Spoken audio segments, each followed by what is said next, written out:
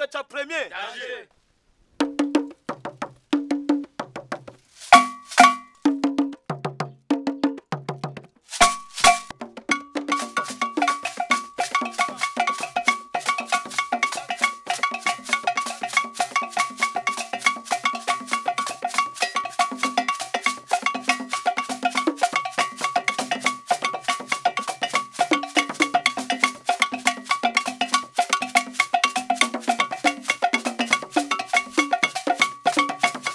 C'est lancé. Alors, bonjour à vous, bonjour chez vous, j'espère que vous allez bien.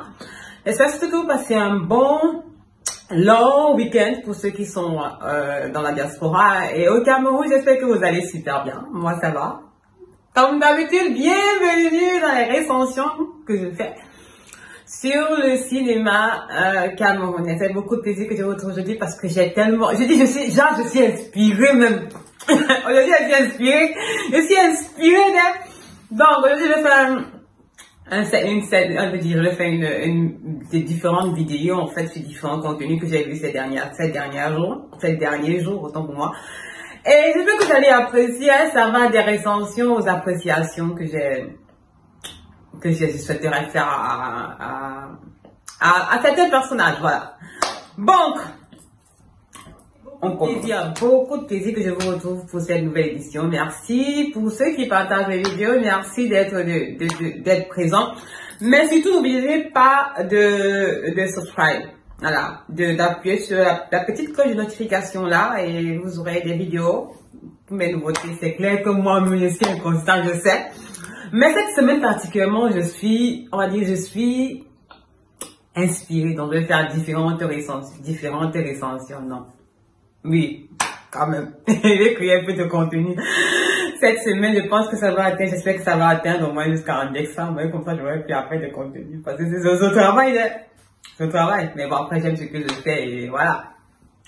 Donc, aujourd'hui, pour cette première recension, ce n'est pas vraiment une recension, c'est une appréciation. Voilà. C'est une appréciation que je souhaiterais faire déjà à Fingon, tralala. Ce week-end, c'était un week-end, c'était vendredi, on a eu un long week-end de samedi à lundi, donc aujourd'hui on est lundi, pratiquement, et j'ai passé tout le week-end, je voulais me faire plaisir, je voulais voir quelque chose qui me fait rire, et je suis allée voir les contenus de Fingon, tralala. Je pense que du 18e épisode jusqu'au 20e épisode, au 21e épisode, j'ai vu ça, j'ai vu ça en repeat tout le week-end, et j'ai ri, et j'étais tellement contente. Alors là, je ne vais pas parler de recension du point de vue de la production comme je fais d'habitude, en fait, mais je vais parler de la recension, d'une recension positive, mais surtout d'une appréciation positive que je souhaite faire.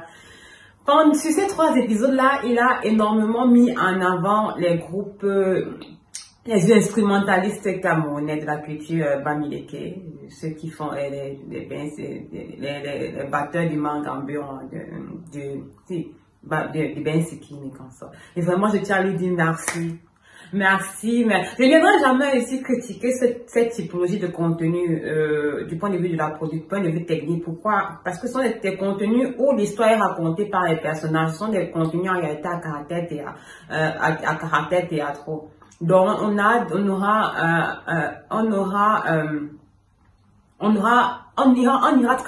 pas dans les détails, en fait, de comment est positionné la caméra, de comment il s'est rendu, non, parce que là-bas, dans ce cas de figure, on est dans le basique, en fait, on est dans la règle de 180 degrés, on est dans les zoom in, zoom out, donc, il n'y a pas vraiment une création productrice, en fait, du point de vue de la production, mais le contenu, j'ai vraiment aimé le fait qu'ils mettent en avant les batteurs, les instrumentalistes de la région Bamileke. Je ne sais pas si les autres régions, je pense que oui, toutes les régions, toutes les cultures, les ethnies camerounaises ont cette typologie-là de communauté musicale. Enfin, je pense que nous avons tous cette typologie-là. Ces groupes de musique là justement qui jouent ce type de musique, ce type d'instrument. Je pense que nous tous nous avons ça et c'est vraiment important. C'était vraiment important. C'était la première fois que je vois ça, que des épisodes soient centrés sur cela. Je dis merci parce que ça m'a ramené chez moi. Je dis merci parce que là on sent, j'étais fière de dire ça sur le Cameroun, ça c'est chez moi, ça c'est la musique, c'est la musique de chez nous, c'est comme ça. Après, quand tu regardes, quand tu es avec les gens de notre communauté, ils vont appeler ça folklorique. Ce n'est pas folklorique. Ils vont appeler ça folklorique parce qu'ils vont dire que ça utilise il s'agit des instruments du passé. Non, je suis désolée, ce n'est pas du folklorisme en fait. Le terme folkloriste en folklore, en réalité, c'est un terme dépréciatif. Pour réduire la qualité de la musique d'un déterminé pays. Mais en réalité, ce n'est pas le cas. C'est simplement une question de positionnement. Pourquoi est-ce que la musique classique coûte cher lorsque vous allez le voir? Et pourquoi est-ce que ces musiciens ne sont pas mis en valeur? C'est simplement une question, c'est toute une question de point de vue de positionnement marketing. C'est toute une question de cela. Et de type de musique. La musique classique est en réalité utilisée ce sont des musiques qui sont en réalité utilisées pour faire voyager psychologiquement. C'est-à-dire, ce sont des musiques relaxantes en fait. Par contre, les musiques que nous on a, les typologies de musique que nous on a, que nous on va appeler les musiques traditionnelles, qui sont en réalité des musiques culturelles en fait. Ce sont en fait des musiques qui sont utilisées pour réanimer le corps, pour revitaliser le corps en fait. Mais surtout pour set de tone, pour définir, pour produire une certaine... Il s'agit des instruments du passé. Non, je suis désolée, ce n'est pas du folklorisme en fait. Le terme folkloriste en folklore, en réalité, c'est un terme dépréciatif pour réduire la qualité de la musique d'un déterminé pays. Mais en réalité, ce n'est pas le cas. C'est simplement une question de positionnement. Pourquoi est-ce que la musique classique coûte cher lorsque vous allez le voir? Et pourquoi est-ce que ces musiciens ne sont pas mis en valeur? C'est simplement une question, c'est toute une question de point de vue de positionnement marketing. C'est toute une question de cela. Et de type de musique. La musique classique est en réalité utilisées ce sont des musiques qui sont en réalité utilisées pour faire voyager psychologiquement. C'est-à-dire, ce sont des musiques relaxantes en fait. Par contre, les musiques que nous on a, les typologies de musique que nous on a, que nous on va appeler les musiques traditionnelles, qui sont en réalité des musiques culturelles en fait. Ce sont en fait des musiques qui sont utilisées pour réanimer le corps, pour revitaliser le corps en fait. Mais surtout pour set de tone, pour définir, pour produire une certaine émotion durant des événements. Voilà. Donc, chacun de ces styles de musique-là a une raison d'être, en fait. Mais simplement, ce qui fait, c'est que aller voir une musique classique, ça va coûter plus cher par rapport à aller voir des batteurs qui battent, en général, dans les funérailles, dans les fêtes, va coûter beaucoup plus moins cher. C'est au positionnement. C'est comment ils sont positionnés, l'environnement dans lequel ils se trouvent. Je pense avoir fait une liste. L'environnement dans lequel ils se trouvent, le contexte, les personnes, le public, la mise en scène et l'émotion qui retransmet, c'est tout. En fait, c'est ça la différence.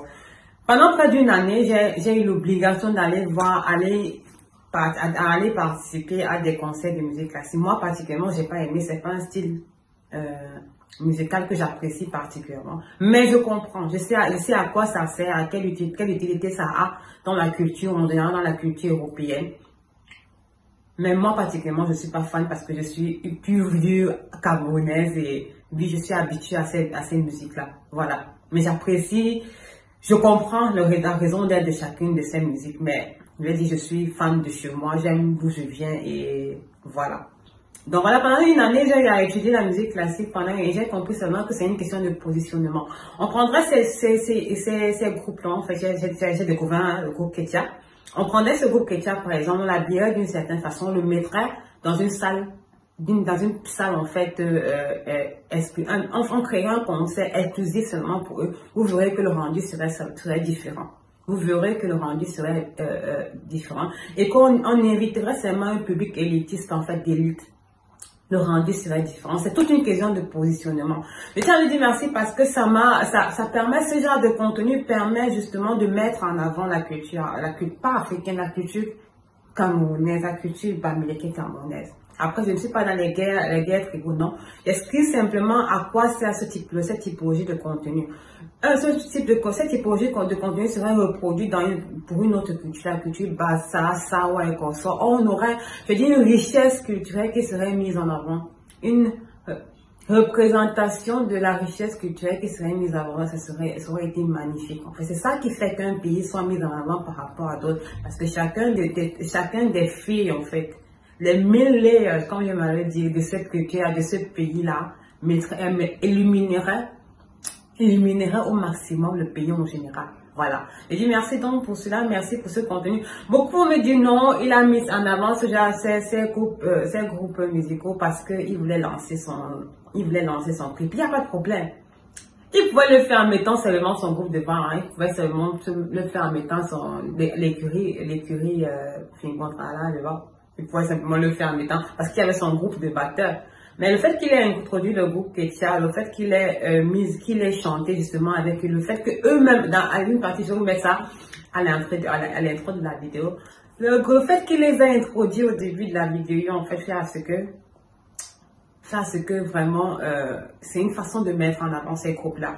Je dis, on doit créer un pont entre la culture du passé et la culture du présent. On doit créer vraiment un lien, une transmission de connaissances. En fait, ce qu'on perdra beaucoup, énormément de ce que nos pères et nos mères, de nos grands-pères et nos aïeux nous ont laissé. Voilà, j'ai tellement aimé, j'ai tellement aimé ces vidéos-là que j'ai passé tout le week-end à danser. Alors, il fallait me voir danser, ça fait longtemps que j'ai pas dansé.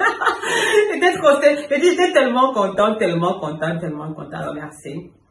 Merci à toi, Fingontrala, merci pour le travail que tu fais. Je sais pas si tu as gagné un canal d'or ou pas.